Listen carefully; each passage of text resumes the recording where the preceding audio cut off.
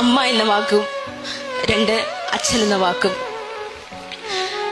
10 മാസം ഒരു കുഞ്ഞിനെ വയറ്റി ചുമന്ന് അവളെ ഈ ഭൂമിയിലേക്ക് പ്രസവിച്ചിടുമ്പോൾ ആ കുഞ്ഞിന്റെ ആദ്യത്തെ വറ്റ് അത് മാറ്റുവാൻ വേണ്ടി അമ്മ തന്റെ കുഞ്ഞിനെ തന്റെ മാറോട് ചേർത്തണയ്ക്കുന്നു.